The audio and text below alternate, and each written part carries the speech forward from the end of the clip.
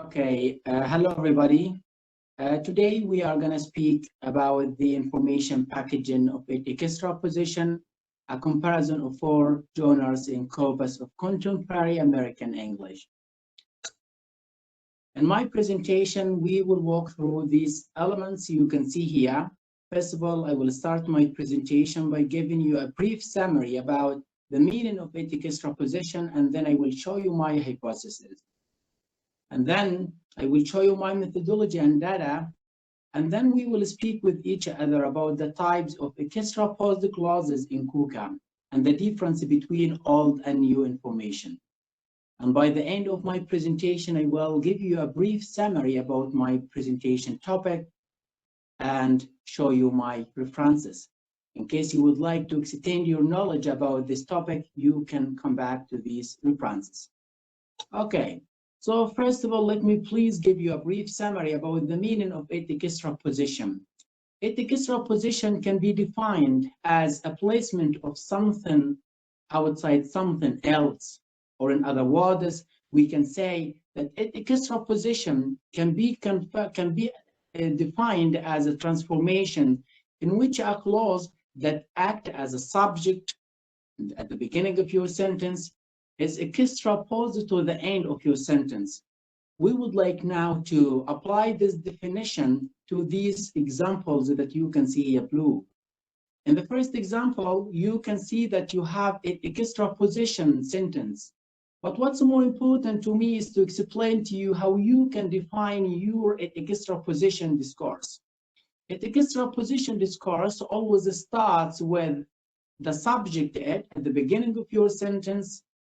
And you can note here, it's quite impossible to retrieve a comprehensive list of reporting verbs. So you can note that you have here a juxtaposition discourse. If you would like to make a movement or a placement or to change the placement or of some parts of your sentence, you will apply this definition which is mentioned above. So you will say here to retrieve a comprehensive list of reporting verbs is quite impossible. And you have here non-juxtaposition discourse. The third one, you have a juxtaposition discourse because you have here the subject at the beginning of your sentence or discourse. And then you can make this placement or this movement, which is mentioned in the definition, then you will have non-juxtaposition discourse. So you can say, whether academic and medical writers use bundles for different functions is unclear. Okay, so here you can see my study hypothesis that I did build my study on. I did hypothesize that the greater the genre preference for one syntactic realization, the higher the chances to use new information and to clause in a juxtaposition discourse. In order to be able to examine this hypothesis we have here, it's important to show you my methodology and data.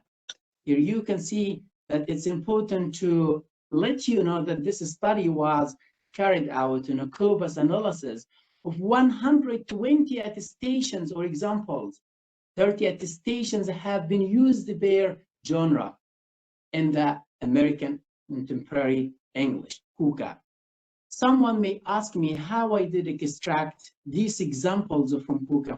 Yeah, this is a normal question. Okay, I can say all I did was I did type dot and then I left a space and then did type the construction of a juxtaposition discourse, as you can see here in this construction, which is highlighted here. Okay, I think that you can see it's a plus good. You can use any other adjectives, for example. Okay, it doesn't matter. And then you are going to type that in the BNC web page and hit find matching strings. And then you will get a list of so many examples of the word being used in the context. It's important to let you know that these four genres of KUKA were used to examine the syntactic and semantic conditions. It means that we are going to examine here in this presentation the form and function of a juxtaposition. The four genres were sampled and coded for two infinitive versus that clause and new versus old information. It means that we have here two variables in my presentation. Someone may ask me why I did use KUKA here. I can say that KUKA does contain billion words, and it does represent English from several genres like movie, blog, newspaper, and academic. And these are the genres that we did use in my study to examine the study hypothesis.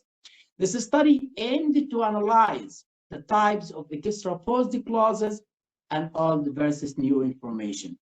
So please let me move forward with you to explain the types of extraposed clauses. As you can see here, that we have three types of extraposed clauses. We have a that clause, a to infinitive clause, and a WH clause. As you can see that I did build the extraposition discourse with the three types of extraposed clauses. It means that we can build our extraposition discourse with any one of these three types of extraposed clauses, as you can see in the first one, or the second one, or even in the third one. What's more important and interesting in this study is to examine these three types of extraposed clauses in the four genres in KUKA. I have already done that, and you can see here that these are the results that I obtained. In this table, we have a to clause, a that clause, and a WH clause. If you are going to take a closer look and concentrate more and more, you would definitely see here that English speakers prefer to use to clause over the other two types of extraposed clauses. If we are going to interpret this, we can say that English speakers prefer to use clause types that help them to express about the meaning in a clear way. Right now, we would like to take a closer look at this table we have here. Then we will have this one. We have a to clause, a that clause, and a WH clause. And the four genres in KUKA. We can say here that we have two clauses which is more commonly used in the genre of movie, as you can see here, compared to the other three genres in KUKA.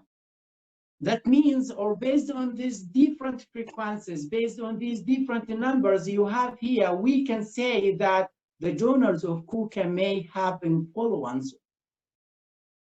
influence the use of the type of clause.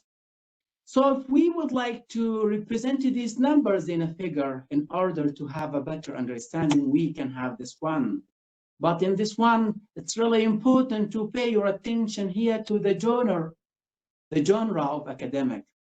Here in the genre of academic, you can easily note with me here that English speakers prefer to use two clauses over that clause, as you can note.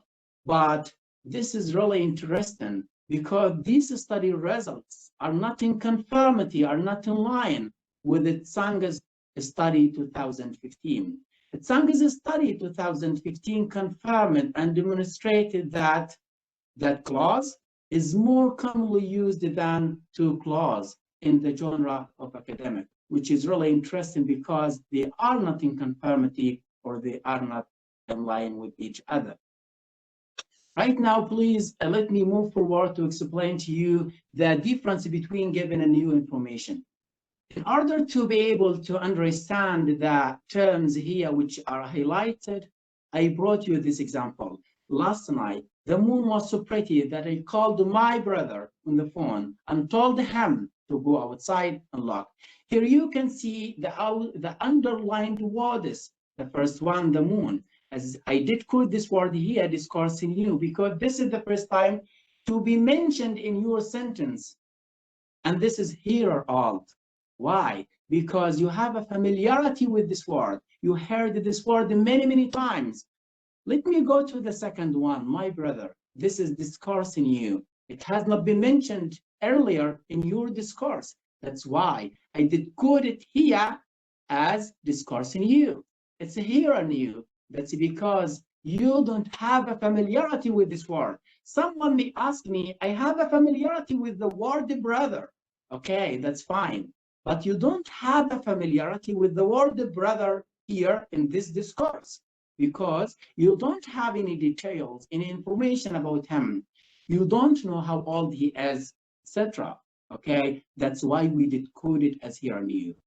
The third one, the pronoun him. The pronoun him here is discourse all. This is discourse all because it has been mentioned earlier in your discourse, and it's here all because it also has been mentioned, and you have now a familiarity with this word. You are familiar with it. What's really important, or what's more important here is this slide. This slide shows us here two examples from KUKA that I did extract. If you still remember that I informed you at the beginning of my presentation that I did extract 120 attestations to examine my hypothesis. Here we have two examples from KUKA. In order to give you a brief summary or how you can code new versus all the information, we can do that. If you are going to take a look at the first example here, one wonders if people are working at opposite ends on this situation. And then if you are going to take a look at the extraposition discourse you have here, then you need to analyze the information which is mentioned here. Okay, then you will find that the extraposition discourse does discuss cooperation, and the preceding discourse is discussing working conditions. So you can understand that the information which has been mentioned in the extraposition discourse has been mentioned earlier in the preceding one, in the preceding discourse. That's why I did code the information here in the extraposition discourse as all or given information. If we are going to take the second case we have, you will have this example. If you are going to take a closer look on the extraposition discourse, you will find that the information which has been mentioned here is completely different to the information which has been mentioned in the preceding discourse. That's why this is new information. That's why I did code this information here as new information. Okay, I did analyze 120 attestations in that way in KUKA, and you can see here that these are the results that I obtained. If you are going to take a closer look at this figure, you will find that English speakers prefer to use all the information, as you can see here, in the genre of news, academic, and movies, respectively, as you can see. But we have here the opposite case of this. If you are going to take a look at the blog here, you will find that bloggers prefer to use new information over all the information because it does help them to express about the meaning in a clear way. This is a possible interpretation for this. Okay, so here you can see my study summary, or the summary of my study. This study aimed to analyze the form and function of extraposition in the four genres in KUKA. And you can understand, or you have seen, that the result is illustrated that the genre of newspaper tend to contain the greatest, and the genre of blog contains the least. Okay, and we have seen with each other as well that little attention paid to the use of WH clause compared to the other two types of clauses.